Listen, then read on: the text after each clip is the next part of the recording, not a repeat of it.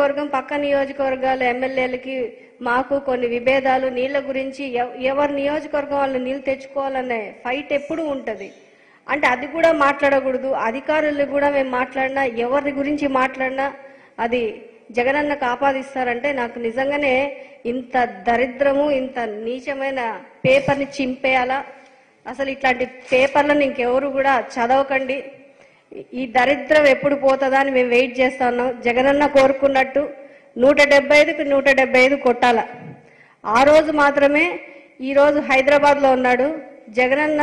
నిజంగా నేను నిన్ను వేడుకుంటా ఉన్నా, వీలైతే చంద్రబాబు నాయుడిని ఈ దేశం దాటిచ్చన్న, ఈ రాష్ట్రం కాదు ఈ దేశం దాటిచ్చి పంపించేసి, నిజంగా ఇలాంటి వాళ్ళు మనకి చీడపురుగులు లాంటి వాళ్ళు ఇంకెప్పుడు కూడా ఇలాంటి కుంచె బుద్ధి కుళ్ళు బుద్ధులు ఉన్న వాళ్ళు మనకు ఉండకూడదు.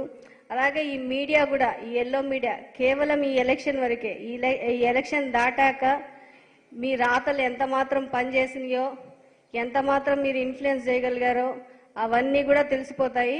ఇంకా మీరందరూ కూడా పెట్టాబేడా సర్దుకుని వెళ్లాల్సిన రోజులు త్వరలో వస్తా ఉన్నాయి. 2024లో జగనన్న 175కి 175 కొడతారు. ఆ రోజు ఇది జరుగుతూ ఉంది. తప్పకుండా మీరందరూ కూడా ఈ స్టేట్ కాదు మీలాంటి బ్యాచ్ అంతా కూడా ఈ దేశం వదిలిపోవాల్సిన రోజు వస్తుంది. ఇది గుర్తుపెట్టుకోండి. ఇంకొకసారి మా నియోజకవర్గంలో మేము ఏం కష్టమున్నా మేము మాట్లాడతాం. ఇంకొకసారి ఇలా వక్రీకరించారు ఏమన్నా చేశారంటే, ఆల్రెడీ ఏబిఎన్లో ఇలా ఒకసారి మా మీద తప్పుడు ప్రచారం చేస్తే కేసు వేశారు. కోర్టుకు అటెండ్ అవ్వట్లే ఆయన మహానుభావుడు. నెక్స్ట్ కూడా ఇదే విధంగా కోర్టుకు లాగుతా, ఒక్కరిని కూడా వదిలిపెట్టను. గుర్తుపెట్టుకోండి. This is last and final warning. ఇంకొకసారి కానీ రిపీట్ అయితే వదిలేదు. అండ్ ఈ రోజు నేను దళిత మహిళగా చెప్తా ఉన్నా, జగనన్న దగ్గర నేను ఎమ్మెల్యేగా ఉండడం నా పూర్వజన్మ సుకృతంగా భావిస్తా ఉన్నా. ఈ రోజు నేను చెప్తా ఉన్నా, జగనన్న ఇప్పుడు ఈ సెకండ్ వద్దమ్మా నువ్వు పక్క నుండి ఎవరికైనా సపోర్ట్ చేయంటే కూడా నేను రెడీ.